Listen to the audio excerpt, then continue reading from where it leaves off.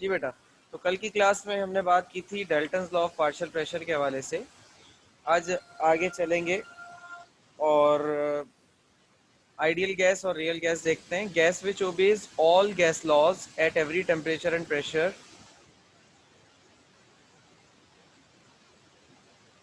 Is called ideal gas. ठीक है। दूसरी रियल गैस क्या होती है? Gas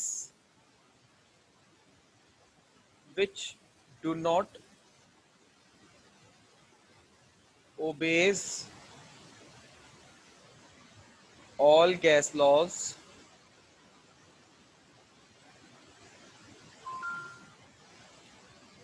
at every temperature and pressure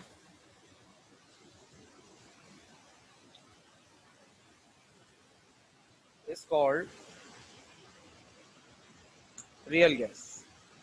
वो गैस जो हर गैस लॉ को ओबे करे हर टेम्परेचर और प्रेशर पर, वो आइडियल गैस है।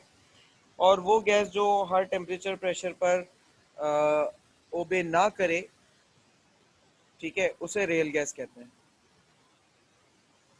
अच्छा, डेविएशन वगैरह जो होती है, क्या है ये बात अभी करेंगे। और अच्छा, आइडियल गैस जो होती है follows kinetic molecular theory 100%। ये जो गैस होती है ये 100% काइनेटिक मॉलिक्यूलर थ्योरी ओबे करती है, फॉलो करती है। ठीक है। Real gases do not follow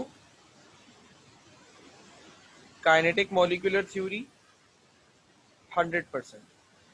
100% real gases जो होती हैं वो काइनेटिक मॉलिक्यूलर थ्योरी फॉलो नहीं करती। It is imaginary gas. ये इमेजिनरी होती है, यानी कि आप तसव्वुर करते हैं कि ऐसा है, असलियत से इसका कोई ताल्लुक नहीं है। और रियल गैस, जैसा कि नाम से जाहिर है, it is a real gas.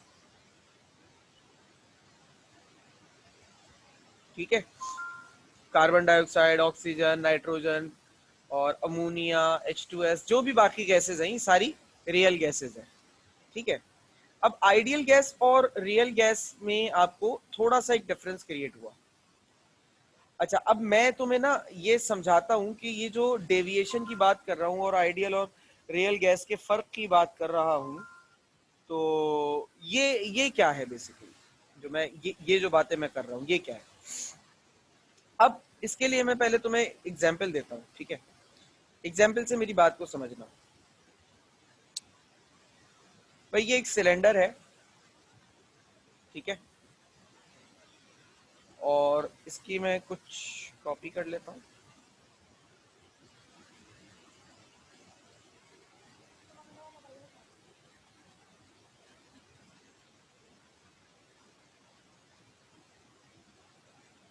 एक ऐसे ही सिलेंडर और बना लेते हैं। ठीक है। अच्छा, अब ये दो साइमल्टेनियस सिलेंडर्स हैं। अब मुझे एक बात बताओ, ये इसके अंदर एक पिस्टन लगाया मैंने। ठीक है। ये पिस्टन आ गया। अब इस पिस्टन में यहाँ गैस है।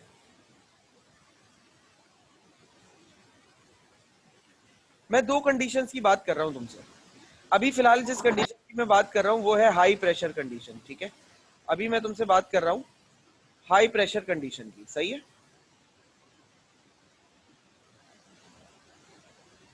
इस कंडीशन की बात कर रहा हूं। ये पिस्टन लगा हुआ है, इसके ऊपर अभी जो प्रेशर अप्लाई हो रहा है पिस्टन पे, वो 1 एटमॉस्फेयर का प्रेशर है। सही है। अब मैं क्या करूं, मैं इस पिस्टन के ऊपर बहुत ज्यादा प्रेशर बढ़ा दूं, बहुत ज्यादा, यानी कि इस पिस्टन को जबरदस्ती दबाऊं। तो दबाने के बाद क्या होगा, दबाने के बाद ये पिस्टन जो है वो बिल्कुल करीब नीचे की तरफ आ जाएगा। अच्छा, पिस्टन जब नीचे की तरफ आएगा तो ये मॉलिक्यूल्स बिल्कुल एक दूसरे से जैम पैक हो चुके होंगे। अच्छा, ये जो मॉलिक्यूल्स अभी जैम पैक हुए हैं ये गैस ही है, इसको सॉलिड मत समझ लेना, ठीक है ना, ये गैस ही है, सॉलिड मत समझ लेना इसको, क्योंकि सॉलिड का स्ट्रक्चर हम ऐसा बनाते हैं तो अक्सर बच्चे से वो सॉलिड समझ बैठते हैं। सॉलिड नहीं है, ये गैस ही है, ठीक है। यहां जो मॉलिक्यूल्स एक दूसरे के करीब आए हैं, तो मैं आपसे ये पूछना चाह रहा हूं कि ये मॉलिक्यूल्स किस वजह से करीब आए? क्या कोई फोर्स ऑफ अट्रैक्शन है जिसकी वजह से करीब आए? ये क्यों करीब आए, मुझे बताइए, क्या लगता है आप लोग?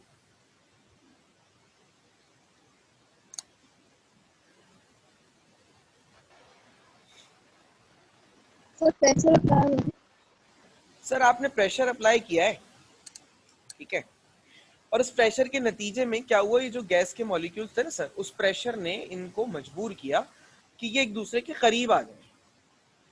इसकी वजह से सर ये एक दूसरे के बहुत करीब आ गए, ठीक है। अच्छा एक बात बताओ, मान लो अभी मैंने इसके ऊपर प्रेशर बढ़ाकर कितना कर दिया, मैंने इसके ऊपर 10 एटमॉस्फेयर कर दिया। अब मैं अगर पिस्टन को मजीद और दबाना चाहूं, और जबकि यहां मुझे जगह नजर नहीं आ रही है मॉलिक्यूल्स के बीच में, पहले तो जगह थी, दब गए, अब मुझे जगह नजर नहीं आ रही है। अब मुझे बताओ, क्या मैं अगर इसको मजीद और दबाता हूं पिस्टन को, तो क्या ये मजीद और दब सकता है, हाँ या नहीं?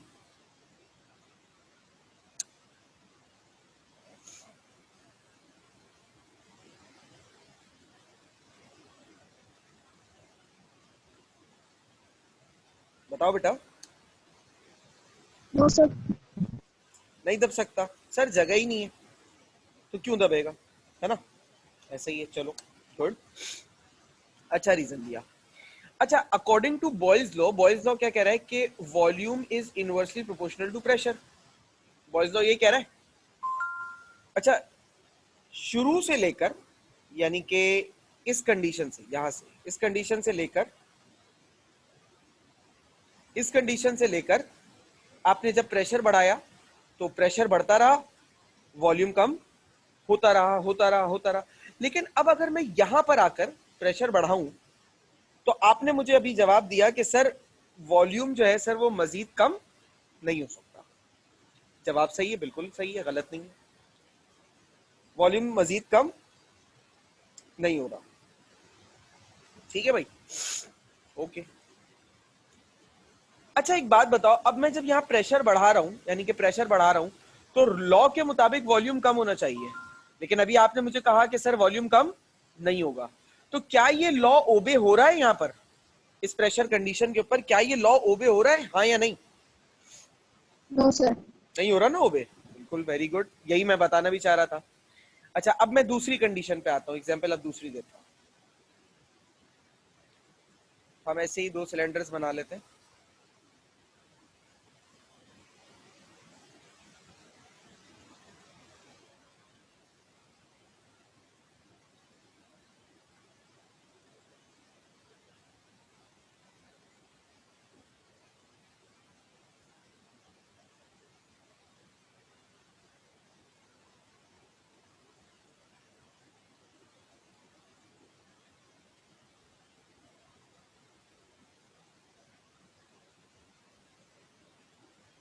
हम ऐसे ही एक और सिलेंडर बनाते हैं ताकि अगली बात को थोड़ा सा समझ सकें। भाई साइमल्टेनियस दो सिलेंडर आ गए अगेन, ठीक है।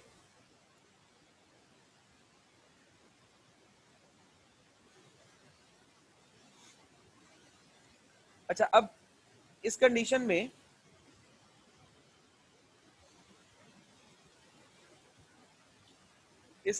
क्या सिलसिला है भाई, देखो इस कंडीशन के अंदर यहाँ पे इस वक्त पिस्टन है, ये रहा पिस्टन, ठीक है,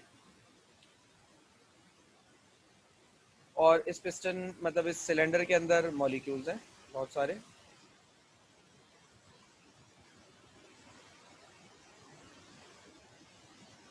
ठीक है। अच्छा अब एक बात बताओ, मिसाल के तौर पे इस सिलेंडर का टेम्परेचर है अभी फॉर एग्जाम्पल 500 केल्विन, सही है? इस पिस्टन का, इस सिलेंडर का टेम्परेचर है। अब आहिस्ता आहिस्ता मैं इस पिस्टन का जो टेम्परेचर है, ओहो मैंने वी लिख दिया, यहाँ पे वी नहीं है, ये टी है, सही है? आहिस्ता आहिस्ता इस सिलेंडर का टेम्परेचर कम करता जाऊं। अच्छा, according to Charles law volume is directly proportional to temperature है, याद रखना। यानी कि टेम्परेचर बढ़ाऊंगा वॉल्यूम बढ़ेगा, टेम्परेचर कम करूंगा वॉल्यूम कम होगा। तो जब मैं इस सिलेंडर का टेम्परेचर बढ़ाऊंगा, बढ़ाते जा रहा हूँ, टेम्परेचर बढ़ाते जा रहा हूँ, तो मेरा आपसे सवाल ये है कि सॉरी, कम करूंगा तो ऐसा ऐसा टेम्परेचर कम करने पर क्या होना चाहिए? आपको क्या लगता है, वॉल्यूम कम होगा या बढ़ेगा? जल्दी बताओ।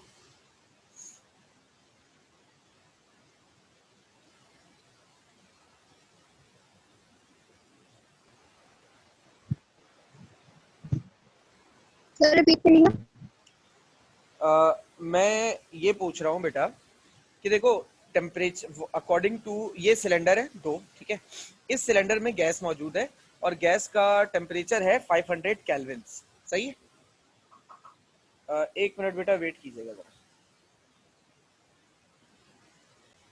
जी बेटा, तो अच्छा, मैं असल में ये पूछ रहा हूँ कि ये वाला जो सिलेंडर है, इस सिलेंडर में गैस मौजूद है और इस वक्त इस सिलेंडर का टेम्परेचर है 500 kelvin. According to Charles law volume is directly proportional to temperature है, सही है ना?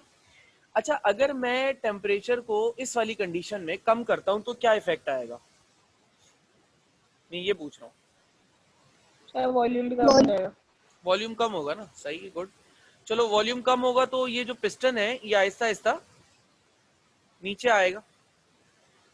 जब वॉल्यूम कम होगा तो पिस्टन नीचे आएगा। अच्छा, एक वक्त ऐसा आएगा कि पिस्टन नीचे आते आते आते आते बिल्कुल बॉटम की तरफ आ चुका होगा और ये जो मॉलिक्यूल्स होंगे, गैस मॉलिक्यूल्स, ये बिल्कुल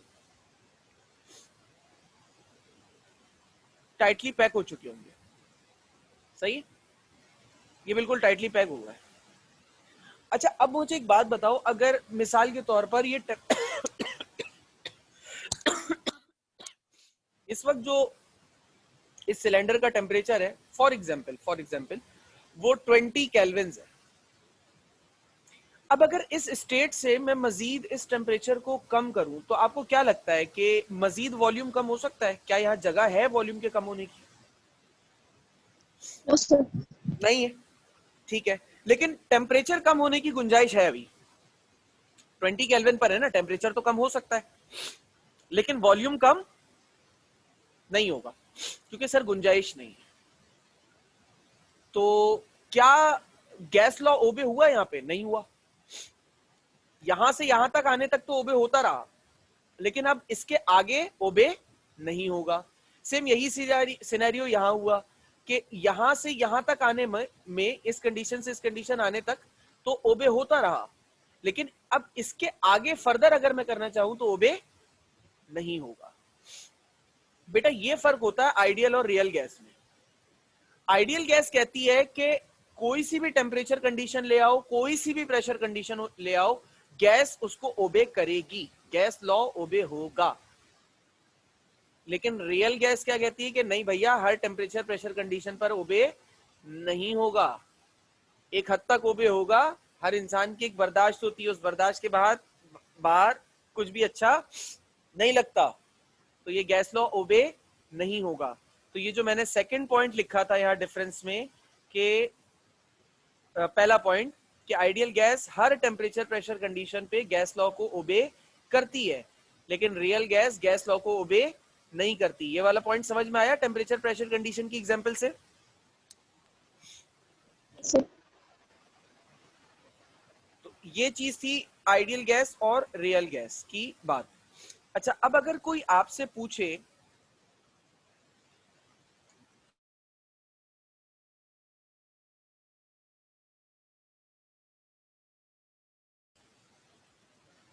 अच्छा बेटा, अगर आप कोई आपसे पूछे कि कॉज क्या है, कॉज ऑफ डेविएशन। ये जो रियल गैसेस एक खास कंडीशन पर आकर गैस लॉ ओबे नहीं कर रही, एक खास कंडीशन पर आकर ओबे नहीं कर रही, तो उसकी क्या वजह है? तो बता सकता है? क्योंकि समझा चुका हूं इसलिए जस्ट एक पूछ रहा हूं आर्गुमेंटेटिव मैनर में।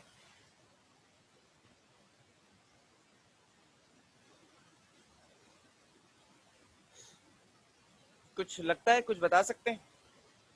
क्या लगता है? ऐसी एक तुक्का ही लगा दो, आमिर भाई वाला मसला नहीं है।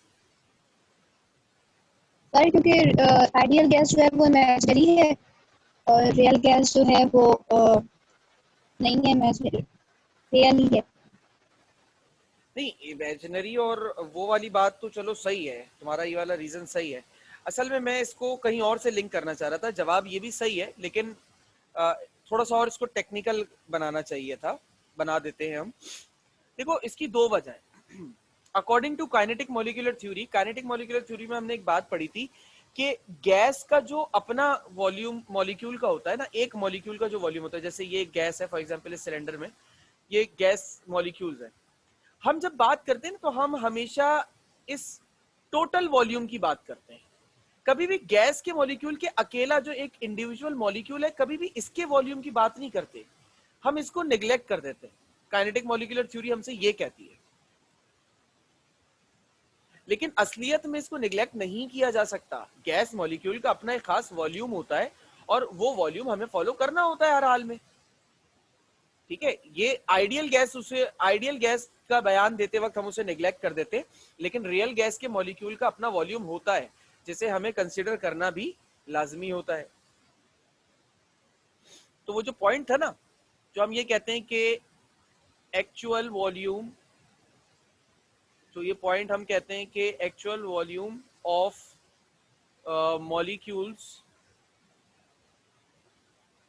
of gases is negligible। ये पॉइंट है वजह, यानी कि मॉलिक्यूल्स के अपने जाती वॉल्यूम को नेग्लेक्ट कर दो, ये पॉइंट है वजह पहली। तो दूसरी वजह क्या है? There is no force of attraction among gas molecules.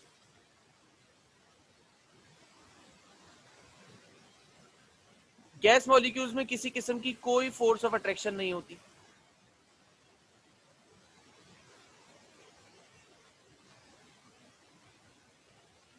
ये दो पॉइंट्स है वजूहात के जिसकी बिना पर ये हुआ। अब मैं समझाता हूं कैसे। देखो, जब यहां पर इस कंडीशन में तुमने गैस के मॉलिक्यूल के वॉल्यूम को निग्लेक्ट कर दिया, तुमने कहा गैस के वॉल्यूम की कोई औकात ही नहीं है, इग्नोर मार दिया।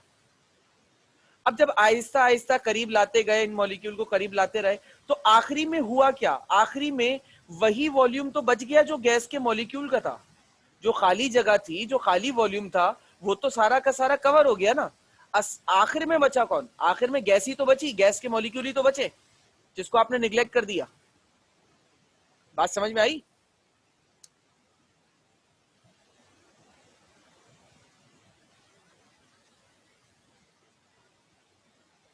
बेटा बात समझ में आई? Yes sir. तो असलियत में जो आपने जो गैस के मॉलिक्यूल को निग्लेक्ट किया था, इसके वॉल्यूम को, ये वजह थी। क्योंकि आइडियल गैस कह रही है कि मेरे मॉलिक्यूल का वॉल्यूम कुछ नहीं है, तो जितना चाहो दबा लो, जितना चाहे उसे कंप्रेस कर दो, जितना चाहे वॉल्यूम कम कर दो, जितना चाहे वॉल्यूम बढ़ा दो, फर्क ही नहीं पड़ रहा कोई, क्योंकि गैस का मॉलिक्यूल का वॉल्यूम ही नहीं है। वो ये कह रही है। लेकिन रियल गैस कह रही है नहीं भैया, मेरे गैस के मॉलिक्यूल का वॉल्यूम है। तो जब उसे दबाओगे तो एक सर्टेन कंडीशन के बाद तो वो दब जाएगा, एक सर्टेन कंडीशन के बाद वो वॉल्यूम अप्लाई होने लग जाएगा ना बेटा। ये वजह थी, असल जो वजह है तो वो ये कॉज ऑफ डेविएशन ये है। दूसरा जो पॉइंट हमने लिखा, there is no force of attraction. बेटा अगर गैस के मॉलिक्यूल में फोर्स ऑफ अट्रैक्शन नहीं होती ना, तो ये पिस्टन की वजह से इतने चिपके रह ही नहीं सकते थे। मतलब जब मैं इनको पिस्टन की से दबाता तो ये गैस मॉलिक्यूल दबते दबते दबते, लेकिन जब ये एक दूसरे की बाउंड्री से टच होने लगते, एक दूसरे के किनारे से टच होने लगते, तो ये एक दूसरे को दूर धक्का देते कि नहीं भैया हमारे दरमियान तो कोई अट्रैक्शन है ही नहीं, हम तो एक दूसरे के साथ चिपक के रह ही नहीं सकते, पिस्टन तोड़ देते, सिलेंडर फाड़ देते। ऐसा तो कुछ नहीं हुआ। इसका ये मतलब होता है कि अगर गैस के मॉलिक्यूल्स एक दूसरे से टच हो भी जाएं, तो उनको फर्क नहीं पड़ता, उनके दरमियान इतनी गैरत तमीज लिहाज है कि अपने किसी साथी के साथ टच हो जाए तो वो टच होकर रह सकते हैं। ठीक है बेटा, बात समझ में आई? यस। तो ये दो वजह थी डेविएशन की। अच्छा, अब आखिरी कंक्लूसिव स्टेटमेंट लिख रहा हूं, कंक्लूसिव स्टेटमेंट, जिसके बाद सारी कहानी सारी बात सब खत्म हो जाती है। ठीक है, और ये स्टेटमेंट है बड़ी इंपॉर्टेंट, याद रखना। इसको यहाँ पे मैं कंक्लूजन की हेडिंग दे देता हूं।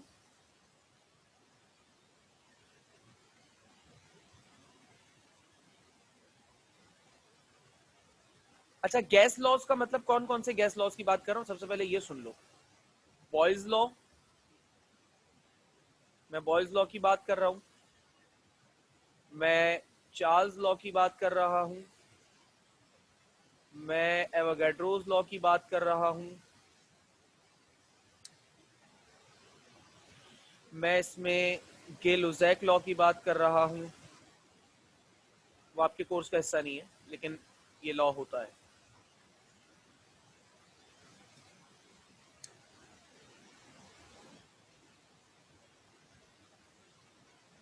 एक मिनट बेटा।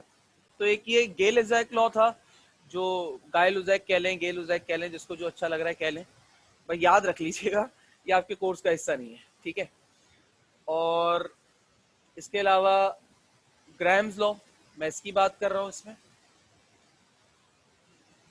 ठीक है, और डाल्टन्स लॉ, ये सारे लॉज जो है मैं इस बात में शामिल कर रहा हूं। ठीक है, जब हम गैस के लॉ की डेविएशन की बात करते हैं ना, देखो मैंने तुम्हें सिर्फ बॉयज लॉ चार्ल्स लॉ पे ये बात समझाई है डेविएशन, लेकिन ऐसा इसका ये मतलब नहीं होता कि ये सिर्फ बॉयज लॉ और चार्ल्स लॉ को फॉलो नहीं कर रहा, बाकी सबको करेगा चाहे कोई भी टेम्परेचर और प्रेशर हो, लॉ सारे होते हैं। बात जो है वो आसानी से जरा बॉयल्स में और चार्ल्स में समझ में आ जाती है, इसलिए आपके सामने इन दो को ही मैंने एग्जाम्पल बनाई थी। फिलहाल ये सारे लॉज जो है वो इस कंक्लूसिव बिहेवियर में आ जाते हैं। तो आखिरी में पॉइंट लिखना है, गैसेस ओबे ऑल गैस लॉज, तमाम गैस लॉज को गैस ओबे करेगी। कब करेगी? At low pressure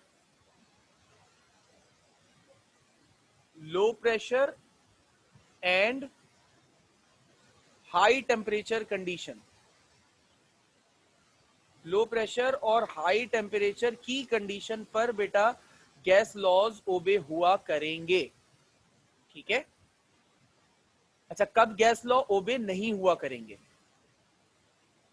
gases do not obey all gas laws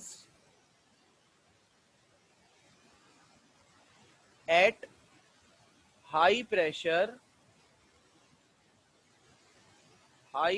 हो और लो टेम्परेचर हो, इस पर गैस लॉ ओबे नहीं होते।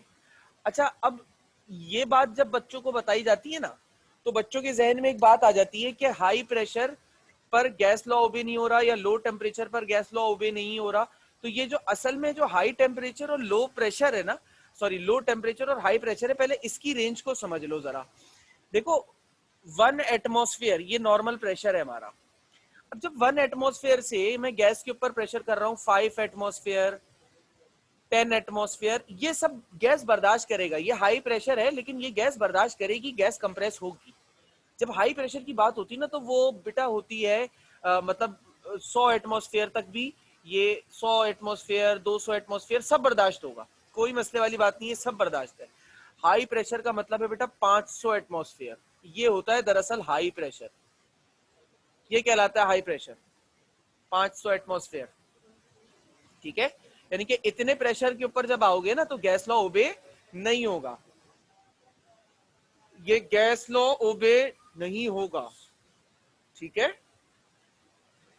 गैस लॉ इस पर ओबे नहीं होगा। अच्छा, अब अगर टेम्परेचर की बात करें, अच्छा टेम्परेचर का मतलब हमारा होता है वो सर बर्फ में वो डीप फ्रीजर जम गई, डीप फ्रीजर में बर्फ जम गई सर, तो वो जो है सर लो टेम्परेचर कंडीशन हो गई, है ना। हम उसको लो टेम्परेचर कंडीशन समझते हैं। लो टेम्परेचर का मतलब वो नहीं होता बेटा, 0 डिग्री सेंटीग्रेड कभी भी लो नहीं होता। -196 के ऊपर तो नाइट्रोजन लिक्विड बनती है भाई, ठीक है। लिक्विड नाइट्रोजन -196 पर बन जाती है। अब इतना टेम्परेचर तो आम हालात में इंसान अचीव कर चुका है, ये भी लो टेम्परेचर कंसीडर नहीं होता -196। सही है। ये मतलब जिस टेम्परेचर के ऊपर कोई गैस लिक्विड बनने लगती है वो उस गैस के लिए आखिरी लो टेम्परेचर कहलाता है, कि इतने टेम्परेचर पर आकर गैस जो है वो गैस की तरह बिहेव नहीं करेगी क्योंकि वो लिक्विड बन जाएगी। मिसाल देता हूं, देखो नाइट्रोजन है, नाइट्रोजन को मैं 0 डिग्री सेंटीग्रेड से -195 डिग्री सेंटीग्रेड तक ठंडा करूं, कोई फर्क नहीं पड़ेगा, नाइट्रोजन गैस ही रहेगी और वो गैस लॉ ओबे करती रहेगी, ठीक है। लेकिन जैसे ही मैं नाइट्रोजन को -196 पर लाऊंगा, जैसे ही मैं नाइट्रोजन को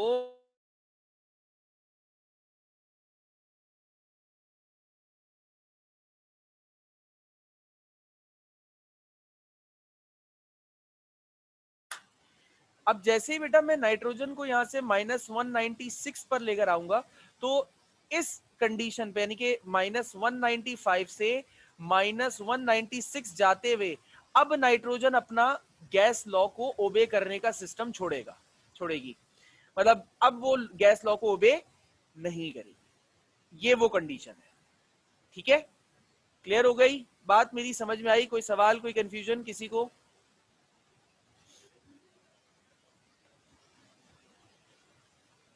बेटा बात समझ में आई? बेटा जिंदा हो? Yes sir. ठीक है, ठीक है। Yes sir. तो अच्छा देखो, थ्योरी इस चैप्टर 2 की हमारी पूरी कंप्लीट हो गई। अब थ्योरी हमारे पास कुछ भी बाकी नहीं रही, थ्योरी हमारे पास कोई बाकी नहीं रही, सही है। अच्छा, अब नेक्स्ट क्लास जो हमारी होगी इंशाल्लाह, मैं चूंकि आज यहीं पर ही वाइंड अप कर रहा हूँ, नेक्स्ट क्लास जो हमारी होगी